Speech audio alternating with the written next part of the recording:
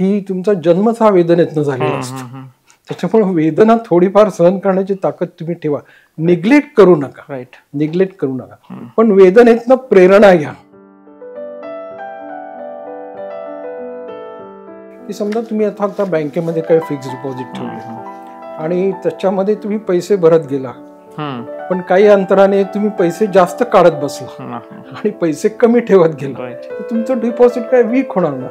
तसंच बोनच्या बाबतीतही होतं. कॉमन माणसांपर्यंत ह्या आजाराचं नाव सचिन तेंडुलकर मुळे गेलं. सचिन तेंडुलकर की त्याची ती जड बॅट आणि त्याला टेनिस एल्बो झालाय. तर अशा पेशंटला मी सहज सांगतो की तुम्हाला मागच्या खिशात हात घालता येतो का?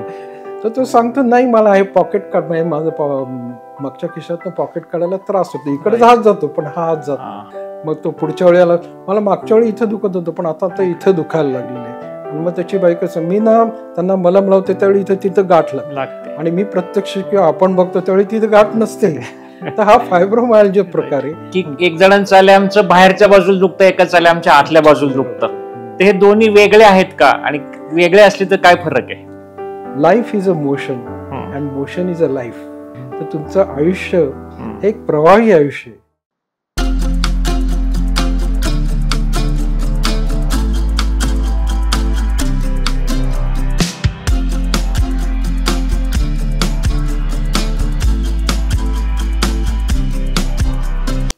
नमस्कार.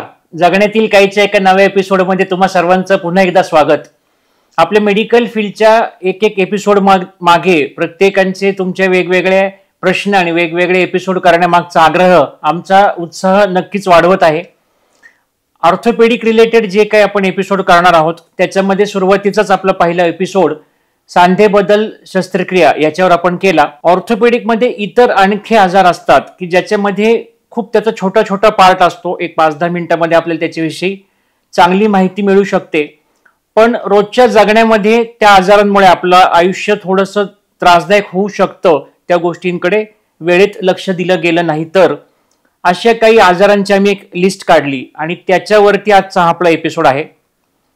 डॉक्टर अरुण साळुंके म्हणजे आमचे गुरु.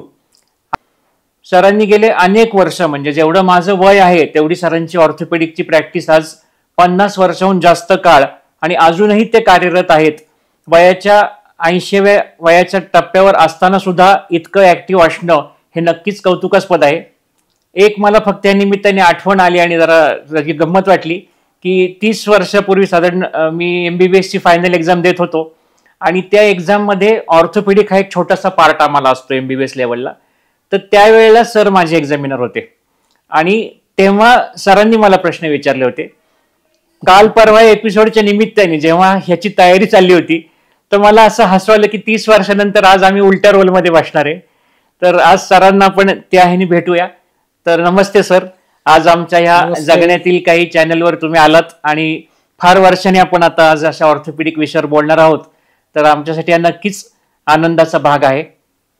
मला एक खूप बरं वाटतंय एस्पेशली तुझ्याशी शेअर करता. तू स्वतः ऑर्थोपेडिक सर्जन आहेस, तू स्वतः लेखक आहेस आणि अतिशय सेन्सिटिव्ह आहेस तू. आणि हा विषय तू जो निवडला आहेस हा मला खूप आवडला.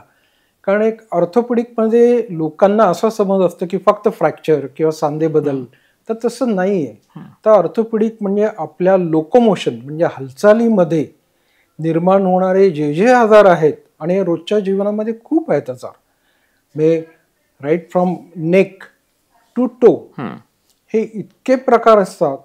आणि हे साधे साधे आजार असतात, दुखणी असतात साधी, पण ती लोकांना खूप त्रास देत असतात आणि त्याविषयीच आपण आज जास्त फोकस करणार आहोत. त्यामुळे हा विषय तू निवडलास, मला खूप बरं वाटलं आणि I hope it will be a very helpful session for everybody. Definitely. आपण सर्व ज्या आजारांवर बोलणार आहोत त्यात सर्वात जास्त प्रश्न ज्या विषयावर आलेत ते आमचे गुडघे दुखतात, म्हणजे आपण ज्याला ऑस्टिओआर्थरायटिस म्हणतो. तर त्याच्याविषयी आम्ही एक जॉईंट रिप्लेसमेंट असा एपिसोड केला होता. पण ऑपरेशन नसताना सुद्धा ज्या स्टेजेस मधनं पेशंट जातात तर आम्हाला त्याविषयी माहिती हवी की एक तर ऑस्टिओआर्थरायटिस म्हणजे काय आणि तो कसा त्याचा कोर्स असावा त्या ट्रीटमेंटचा. अच्छा, आता ऑस्टिओआर्थरायटिस बेसिकली 2 प्रकारचे असतात, एक प्रायमरी आणि सेकंडरी. त्यातला सेकंडरी आपण वगळून टाकू. सेकंडरी म्हणजे हाडामध्ये काहीतरी इजा झाली आहे, फ्रॅक्चर झाले, त्याच्यामुळे सांध्याची अॅनाटॉमी बदलली आहे किंवा ऑलरेडी काही डिसीज आहे, रुमॅटॉइड आर्थरायटिस, ट्युबरक्युलोसिस, त्याच्यामुळे तो आपण विषय बाजूला ठेवू. आपण जो ऑस्टिओआर्थरायटिस आज डिस्कस करतोय किंवा बोलायचंय तो डिजेनरेटिव्ह आर्थरायटिस, थोडासा वयोमानाप्रमाणे जी शरीरामध्ये वेअर अँड टेअर येतात असते आपला कुठलाही टिश्यू, आणि ह्या वेअर अँड टेअर मध्ये काही पार्ट्स हे जास्त झिजतात. जसं वयोमानाप्रमाणे तुम्हाला कॅटरॅक्ट होतो, तसे सांधेही काही प्रमाणामध्ये झिजत जातात, आणि मग हे झीज आल्यामुळं सांध्यांमध्ये जे बदल होतात त्याला ऑस्टिओआर्थरायटिस असं म्हणतात. सगळ्यात जास्त हा नी जॉईंटमध्ये, आणि लोकांचा तोच मेनली प्रॉब्लेम असतो की नी जॉईंटमध्ये आर्थरायटिस झालाय, आता आम्ही काय करावं. तर हा आर्थरायटिसची सुरुवात साधारण एक 50च्या आसपास सुरू होते, आणि सुरुवातीला अगदी माइल्ड पेन असतं. आणि याच्यामध्ये एक आहे की सांधा म्हणजे फक्त बोन नाही, आपण उभं राहतो त्यावेळी फक्त बोन, या बोनमधनं त्या बोनमध्ये वेट जातं असं नाही. ते मसल्स त्यामध्ये सहभागी होतात, लिगामेंट सहभागी होतात, इतर अनेक स्ट्रक्चर्स असतात, सांध्यातली एक मेनिस्कस असतो, ते सगळं. तर त्या सगळ्यांचं हायजीन बघणं हे खूप महत्त्वाचं असतं. तर ह्या सुरुवातीच्या स्टेजमध्ये तुम्ही फिजिओथेरपी, ड्रग थेरपी, काही इंजेक्शन्स आणि ॲक्टिव्हिटी वाढवणे हा एक मुख्य भाग झाला. याच्यामुळे तुम्ही सांध्याची बरंच झीज आहे ही कंट्रोल करू शकता. पण कालांतराने ती जर पुढे जर होत गेली, मग त्याला आणखीनही काय प्रोसिजर्स आहेत, किंवा सांध्यामध्ये बाक निर्माण झाला, मग त्याला मग ऑपरेटिव्ह प्रोसिजर्स वगैरे. पण माझ्या अंदाजाने, माझ्या अनुभवानं, जवळजवळ 90% केसेस, ऑस्टिओआर्थरायटिसच्या केसेस ह्या विदाऊट ऑपरेशन्स मॅनेज करता येतात. तर ऑस्टिओआर्थरायटिस मध्ये आपलं जे मेन पार्ट होता तो कव्हर झाला. पुढचा एक फार महत्वाचा विषय, खांदा आखडणे, आपण ज्याला फ्रोझन शोल्डर म्हणतो. तर त्याविषयी तो आपण आता अनुभवातून सांगू शकतो की ऑस्टिओआर्थरायटिस पेक्षा ते पेनफुल काम असतं. बरोबर, कारण रोजच्या आपल्या ऍक्टिव्हिटीज सगळ्या त्याच्यामुळे अडकून बसतात. तर एक्झॅक्टली हे फ्रोझन शोल्डर म्हणजे काय, आणि हे सुरुवात झाली हे कसं समजायचं. आता फ्रोझन शोल्डर ही आमच्या मेडिकलच्या दृष्टीने फार वेग टर्म आहे. वेग टर्म आहे, कारण फ्रोझन शोल्डरची कारणं खूप आहेत, खूप कारणं आहेत. म्हणजे इव्हन डाव्या बाजूला फ्रोझन शोल्डर झालं तर मी पहिल्या पेशंटला विचारतो की बाबा तुला काही हार्टचा प्रॉब्लेम आहे का, आणि जर नसेल तर मी त्याला सांगतो तू कृपा करून एक निदान ईसीजी तरी करून घे, कारण हार्टमुळे सुद्धा फ्रोझन शोल्डर होऊ शकतो आपल्याला माहिती आहे, पर्टिक्युलरली लेफ्ट साईडला. तर फ्रोझन शोल्डर म्हणजे थोडक्यात आपल्या शोल्डर जॉईंटच्या मुवमेंट्स कमी झाल्या, रिस्ट्रिक्ट झाल्या की त्याला फ्रोझन शोल्डर म्हणतात. हे शोल्डरचं मॉडेल आहे, हा पुढचा भाग आहे, हा फरा आहे आपला पाठीमागचा, हे पुढचं आपलं इथं गळपट्टीचं हाड आहे, आणि हा आपला हाताचा बोन म्हणजे ह्युमेरस ज्याला म्हणतात. आता हे जर बघितलं तुम्ही, हे पिंक जे दिसत आहेत हे सगळे मसल्स आहेत, आणि हे मसल्स इथनं आलेले आहेत, काही पाठीकडनं आलेले आहेत, काही मानेकडनं आलेले आहेत. हे सगळे मसल इथे एकत्र येतात, आणि त्या एकत्र आलेल्या मसल्सना एक रोटेटर कफ म्हटलं जातं. आता याच्यामध्ये जर काही एक कारणाने एखादा मसल जर खराब झाला, किंवा त्याला काही इजा झाली, किंवा इव्हन जरी फाटला, तर तिथे एक इन्फ्लमेटरी म्हणजे दाह निर्माण होतो. तो दाह निर्माण झाला की मग ती बाजूच्याही मसल्समध्ये तो दाह निर्माण होतो, आणि मग ती मसल्स एकमेकांना चिकटून बसतात, ज्याला ॲडिशन्स म्हणतो आपण. आणि ती चिकटली की मग बाजूचं जे सांध्याचं आवरण असतं, कॅप्सूल, ते चिकटतं, आणि हे चिकटल्यामुळे हे जे आहे शोल्डरच्या मुवमेंट्स या हळूहळू कमी होतात. आता हे सुरुवातीला पेशंटला कळत सुद्धा नाही, आणि त्याला फक्त वाटतं की खांदा दुखतोय. आणखीन एक टिपिकल कंप्लेंट असते की त्या बाजूला झोपला की रात्री त्याला जाग येते, आणि मग तो सांगतो मला या कुशीवर झोपता येत नाही. ही अगदी एक छोटीशी साईन आहे, पण खूप चांगली साईन आहे, आपलं सिम्पटम. तर अशा पेशंटला मी सहज सांगतो की तुम्हाला मागच्या खिशात हात घालता येतो का, तर तो सांगतो नाही मला हे पॉकेट काढ, माझं मागच्या खिशातनं पॉकेट काढायला त्रास होतो, इकडे हात जातो पण हा हात जातो. किंवा स्त्रियांमध्ये मी त्यांना विचारतो तुम्हाला वेणी घालताना काही त्रास होतो का, कारण हात असं मागे घेतला की त्यांना पेन होतं. तर ह्या ज्या इनिशियल ज्या सिम्पटम्स आहेत या जर तुम्ही डिटेक्ट केल्या तर फ्रोझन शोल्डर बऱ्यापैकी तुम्हाला ट्रीट करता येतो. पण या निग्लेक्ट झाल्या तर मग ह्या वाढतच जातात. मी सांगितलं तसे हे स्नायू एकमेकांना चिकटूनही बसतात, आणि मग सांध्याच्या मुवमेंट्स कमी होतात, आणि हा पेनफुल असते, खूप इन्फ्लमेशन असतं तिथं, त्याच्यामुळे पेनफुल असतं. आता याचं तू विचारलंस मगाशी कारण काय आहे, तर कारण अनेक आहेत. एक तर तुम्ही काही सांध्यावर जास्त ओढाताण केली किंवा इंजरी झाली तरी हा इन्फ्लेमेटरी रिस्पॉन्स होऊ शकतो. किंवा मसलची जी इंटेग्रिटी आहे, पॉवर जी आहे ती कमी झाली तर ती कमी कशामुळे होते, ते एक तर एजमुळे होऊ शकते. आणि दुसरे 2-3 महत्वाचे फॅक्टर्स म्हणजे डायबिटीस. ओके.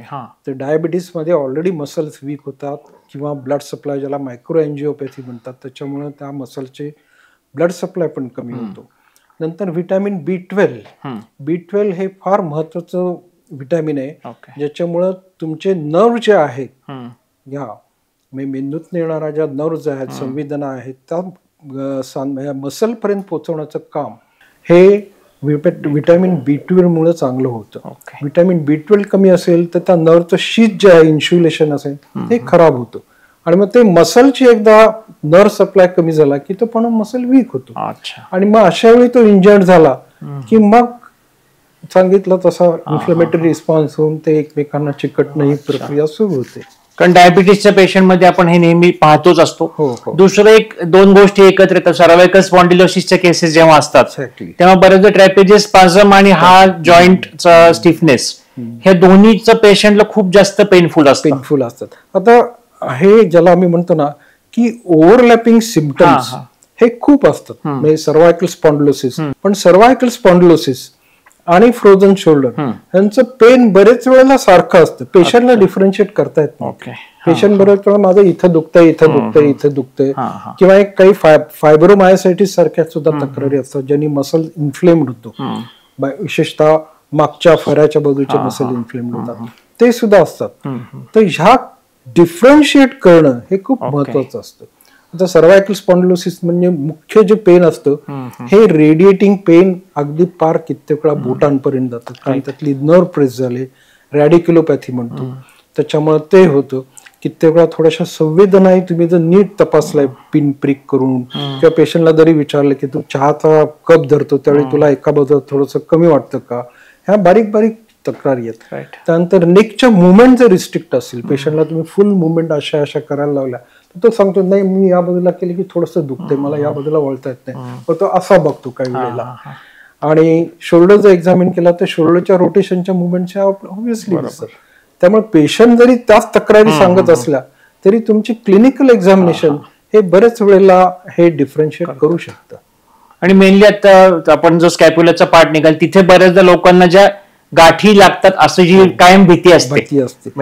गावाकडे त्यालाच आपण फायब्रोमायल्जिया म्हणतो. हा फायब्रोमायल्जिया हा फार मोठा आजार वगैरे असं काही नसतो. याच्यामध्ये एक ऑटो इम्युन रिस्पॉन्समुळे मसल्स थोडेसे इन्फ्लेम्ड होतात, आणि हे वेगवेगळे मसल्स असतात. आणि ते मसल्स इन्फ्लेम झाले की तिथं थोडं इन्फ्लेमेटरी रिस्पॉन्स होतो, सूज येते, एका वेळेला तो मसल थोडासा स्पाझम मध्ये जातो, आकुंचन पावतो, त्याच्यामुळे त्याला वाटतं की हा भाग थोडासा फुगीर वाटतोय. आणि फायब्रोमायल्जियाची ख्याती अशी आहे की ते मसल्स हे पेन जे आहे ते सगळीकडे फिरत असतं. ते कधी वरच्या भागात असतं, कधी मधल्या भागात असतं, कधी म्हणतो या बाजूला होतं, कधी म्हणतो त्या बाजूला होतं. मग तो पुढच्या वेळेला मला मागच्या वेळी इथं दुखत होतं पण आता इथं दुखायला लागलेलं आहे.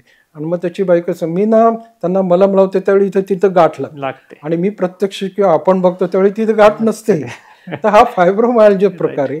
आणि हा थोडासा एक ज्याला आम्ही म्हणतो ना की सायकोसोमॅटिक आहे, की पेशंटची जी मेंटल कंडिशन मध्ये जर थोडा स्ट्रेस असेल किंवा काय असेल तर त्यांनी हे खूप ट्रिगर होतं फिंगर्स. तर हा सुद्धा खूप इंटरेस्टिंग विषय आहे. म्हणजे गंमत प्रॅक्टिस मध्ये अशी असते की फायब्रोमायल्जियाचा पेशंट डॉक्टरकडे लवकर येतो ह्याच्या इतर आजारांपेक्षा, कारण त्या गाठीची भीती असते.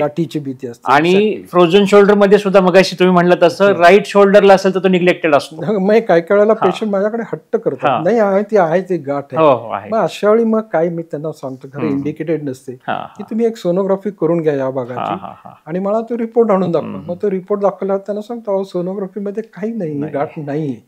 आणि ही इंजेक्शन नाही, ह्या ज्या कंडिशन ह्या लोकल स्टेरॉइडला खूप चांगला रिस्पॉन्स, आणि त्याला थोडंसं अँटी डिप्रेशन जरी दिली किंवा प्री गॅबालिन सारखी काही औषधं दिली तर ती बऱ्यापैकी कंट्रोल होऊ शकते. आणि ते रिलीज झाल्यानंतर पण परत फिजिओथेरपी करणं महत्वाचं आहे. फिजिओथेरपी महत्वाची, फिजिओथेरपी इव्हन फ्रोझन शोल्डर मध्ये सुद्धा खूप महत्वाची. आता फ्रोझन शोल्डरच्या ट्रीटमेंटच्या पार्टकडे आपण वळताना की सुरुवातीला आपण फिजिओथेरपी तर प्रत्येक गोष्टीत असणारच आहे, पण त्या व्यतिरिक्त ह्याच्यामध्ये आपण जे स्टेरॉइडचे इंजेक्शन देतो त्याचा तसा ड्रामॅटिक इफेक्ट जास्त पडतो का? हो, येस. कारण ऍक्यूट जर पेन असेल, तुम्हाला खूप पेन असेल, इन्फ्लमेशन जर खूप असेल, तर याच्यामध्ये फिजिओथेरपी दिली तरी पेशंट तयार नसतो. कारण तो फिजिओथेरपिस्ट दोन दिवस जातो आणि तो सांगतो की नाही डॉक्टर, मला ते फारच दुखायला लागलं, मी काही जात नाही. आणि मग त्याला एक ती फिजिओथेरपीची भीती बसू. बरोबर. तर पहिली त्याच्या मनातली ही पेन फॅक्टर जो आहे तो ऍड्रेस करणं खूप महत्वाचं. मग अशा वेळी स्टेरॉइड इंजेक्शन दिली लोकल, तर त्याचं पेन बऱ्यापैकी कमी होतं. म्हणजे ज्यावेळी अक्यूट पेन असेल आणि इन्फ्लमेशन खूप असेल आणि खूप दुखतंय, काही करताच येत नाही, मग अशा वेळी स्टेरॉइड इंजेक्शन देतात. किंवा जर माइल्ड पेन असेल तरी सुद्धा मी पेशंटला सांगतो तुम्ही काही दिवस पेन किलर घ्या, त्याला व्हिटॅमिन B12 D लेवल्स करून घेतो, डायबिटीस नाही ना हे बघायचं, ते असेल तर त्याला व्हिटॅमिन B12 व्हिटॅमिन D करणं आवश्यक आहे, डायबिटीस कंट्रोल करणं आवश्यक आहे. आणि काही दिवस जर खूपच पेन असेल तर चक्क मी पेशंटला सांगतो की तुम्ही हात तसा स्लिंग मध्ये बांधून ठेवा. आणि एकदा जर पेन कमी झालं एक आठवड्याभरामध्ये, नंतर मग त्याला ग्रॅज्युअली कन्व्हिन्स करता येते की आता तुला फिजिओथेरपीची आवश्यकता आहे. आणि मेनली आता तुम्ही म्हणलं त्यातला एक मुद्दा मला कळला की सरसकट फिजिओथेरपी म्हणजे एकच प्रकारचा व्यायाम करतो तिथे घेतायत. काही दिवसांनी लोक जाणं बंद का करतात, तर घरी पण आता आमची बायको बरोबर येते, तिने पाहिलंय आता ती घरी करून घेते. करेक्ट. म्हणूनच मी सांगतो ना की ही फिजिओथेरपी स्किलफुल अशासाठी आहे की त्याच्यात वेगवेगळे सेट्स आहेत, स्टेजेस आहेत कुठल्या करायच्या. Primary stage, secondary stage. Primary stage मध्ये कुठलं मुवमेंटला किती महत्व द्यायचं, मसल स्ट्रेंथनिंगला कुठलं महत्व द्यायचं, स्कॅप्युलर मसल्स कसे स्ट्रेंथन करायचे, नेक पोश्चर कसं करायचं, हा पूर्ण स्किलफुल जॉब आहे. त्याच्यामध्ये एकदा जाऊन होत नाही. किंवा बरेच वेळा पेशंट काय करतात, स्मार्ट असतात, फिजिओथेरपी करताना ते व्हिडिओ काढतात आणि मग घरी जाऊन ते करतात.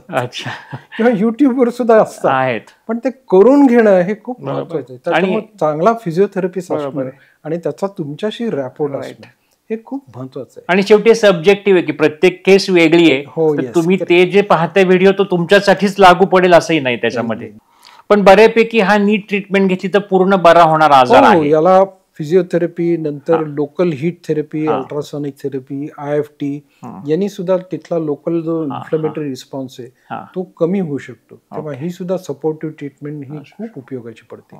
आणि सांगितलं जसं लोकल इंजेक्शन. आणि यामध्ये आणखीन एक गोष्ट करायला पाहिजे, समजा तुम्हाला वाटलं की हा पेशंट रिस्पॉन्ड करतच नाही 8-10 दिवसानंतर, तर त्याची सोनोग्राफी ऍटलिस्ट आवश्यक करून घ्या किंवा MRI करून घ्या. कारण का, जर मसल पूर्ण जर फाटला असेल, ज्याला आपण complete tear, rotator cuff tear म्हणतो, तो जर झाला असेल तर तो मसल ऍक्ट काही केला तो ऍक्टच होणार नाही, ती मुवमेंट देणार नाही. त्याचा कम्प्लीट टेअर जर असेल आणि ते टेअर होऊन मसल जर मागे सरकला असेल तर मग त्याला बरेच वेळेला सर्जरी. फ्रोझन शोल्डर या विषयाचे आपले बरेच प्रश्नांची उत्तरं मिळाली, कारण ह्या विषयावरती सगळ्यात जास्त प्रश्न आम्हाला आलेले होते.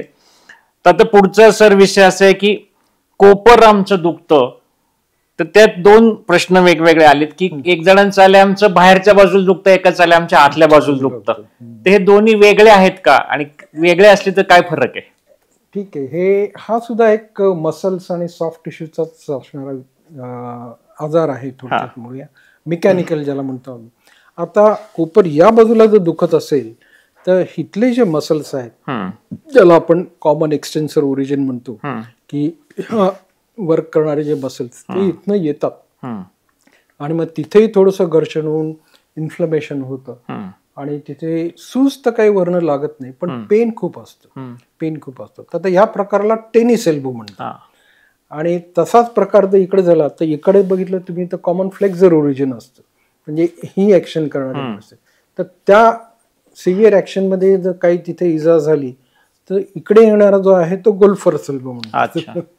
तर हे टेनिस एल्बो आणि गोल्फर्स एल्बो ही ब्रिटिशांनी किंवा वेस्टर्न होऊन आलेली नाही, कारण तिथं टेनिस खेळतात, गोल्फ खेळतात, त्या लोकांमध्ये कॉमन होतं म्हणून इथं टेनिस एल्बो, इथं गोल्फर्स एल्बो. बाकी याच्याशिवाय काही. आपल्याकडे कुठलं काम करणाऱ्या माणसाने टेनिस एल्बो होऊ शकतो? स्त्रियांमध्ये खूप होतो. बरं.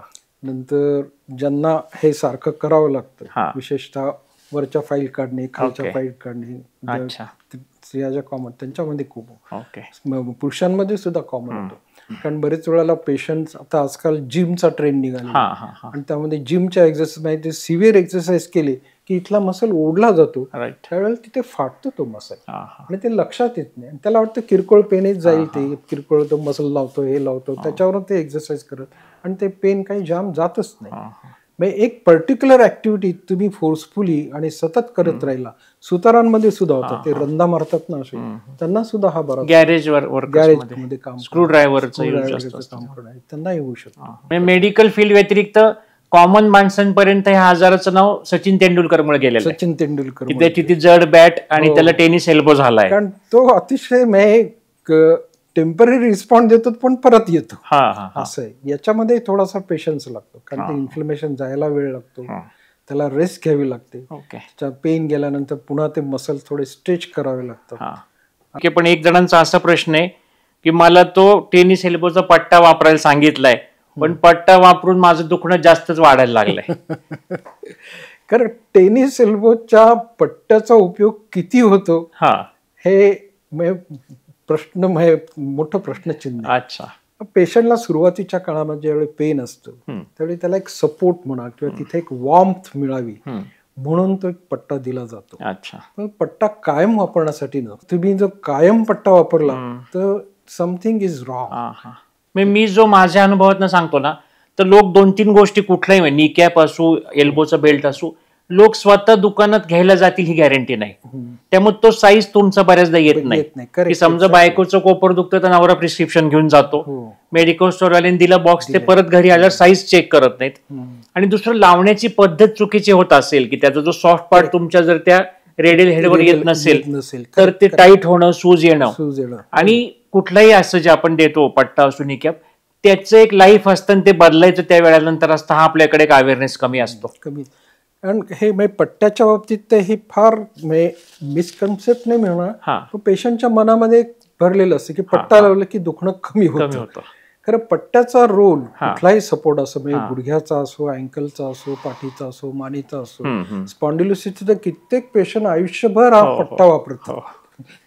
आणि हा पट्टा हा टेम्पररी सपोर्ट साठी दिलेला असतो. ज्यावेळी तुमचा बॅलन्स बिघडलेला असतो, त्या मसलचं डायनॅमिझम बिघडलेला असतो किंवा टेम्पररी सपोर्टसाठी तो पट्टा दिला जातो. पण पट्टा हा काय परमनंट सोल्युशन नाहीये. तर पट्टा ज्यावेळी तुमची पुन्हा मसल बॅलन्स रिस्टोर होतो, मसल ऍक्टिव्हिटी होती, कशाच्या बाबतीत, पाठीच्या बाबतीत, मानेच्या बाबतीत, तर तो पट्टा तुम्ही डिस्कार्ड करा किंवा पेशंटला जर बरं वाटत असेल तर मी चालू ठेवा, पण तो चुकीच्या पद्धतीने वापरू नका. एस्पेशली नीच्या बाबतीमध्ये मी काही जणांमध्ये पाठवला की त्यांना तो पट्टा टाईट झाला की सूज येते पायाला, आणि 1-2 पेशंट्स मी त्या ब्लड वेसलमध्ये क्लॉट झालेला बघितलेला आहे. हे अतिशय सिरियस कॉम्प्लिकेशन आहे. त्यामुळे पट्टा जर चुकीच्या पद्धतीने वापरला, टाईट वापरला, सूज यायला लागलं तर तो ताबडतोब बंद करा, ताबडतोब बंद. माझं तर एक असं तत्व होतं, कुठलंही असं वापरण्याच्या वेळेला पट्टा किंवा काही, सुरुवातीच्या स्टेजेसमध्ये तुमच्या लक्षात राहावं की पटकन काही ऍक्शन घेताना तुम्ही करू नका तर पट्टा लावलाय मी किंवा नी कॅप लावली, मी आता उडी मारणार नाही का नी कॅप लावली, हे लक्षात राहण्यासाठी वापरा. अगदी बरोबर. आणि नंतरच्या स्टेजेसमध्ये सायकोलॉजिकली त्याच्यावर तुम्ही डिपेंडंट राहू नका, म्हणून लवकर काढा तो दुखणं संपल्यावर. अगदी बरोबर आहे. तू म्हणतो कित्येक वेळा प्रोटेक्टिव्ह मेजर म्हणून सुद्धा दिला जातो ना, की त्याच्यावर काहीतरी स्पेशली नी जॉईंट, पेशंट उगाच खेळायला गेला की ही इज अवे, आणि लोकांना सुद्धा कळतं की याला तेवढा हे घेऊ नका. पण कधी कधी त्याचा इश्यू वेगळ्या अर्थाने लोक नंतर करायला लागतात. म्हणजे मला माझ्याकडची पेशंट बाई आठवती, तिची कॉलर जी होती नेकची ती पूर्ण गोल गोल फिरायची, म्हणजे जो स्टॅबिलिटी त्याच्यासाठी इमोबिलाइज व्हायला हवं तर ती कॅपच फिरत असायची, पण ती आयुष्यभर ती कॅप वापरत होती. हा पण डिपेंडन्स आपला त्या ह्याच्यावर होऊ शकतो. इव्हन पाठीचा पट्टा सुद्धा काही काही बायका साडी नेसल्यासारखा तो पट्टा लावतात. पण याच्यामध्ये एक डिसएडव्हान्टेज असा असतो की तुम्ही जेवढं पार्ट इमोबिलाइज कराल, त्याची मुवमेंट रिस्ट्रिक्ट कराल, त्याचं फंक्शन कमी होत जातं. राईट. बाजूचे मसल जे आहेत ते इनएक्टिव्ह होत जातात, ज्याला आपण वेस्टिंग म्हणतो, त्याची पॉवर कमी होते, आणि हे जास्त हार्मफुल आहे. बरोबर. म्हणजे आपल्या डिस्कशन मध्ये हा मुद्दाच नव्हता, पण हा फार महत्वाचा विषय म्हणून आपण ह्याच्यावर इतक्या वेळ बोलतोय. तू हा पॉइंट काढला फार फार चांगला. कारण की त्यातनं होतं काय की ते त्या ऑर्थोपेडिशियनला माहिती असतं की कधी इमोबिलायझेशनची गरज आहे एखाद्या माणसाला आणि कधी त्याला आता मसल ऍक्टिव्ह करण्याची गरज आहे. तर लोकांनी एकदा दिल्यानंतर ते आयुष्यभर वापरत राहू नये, हा एक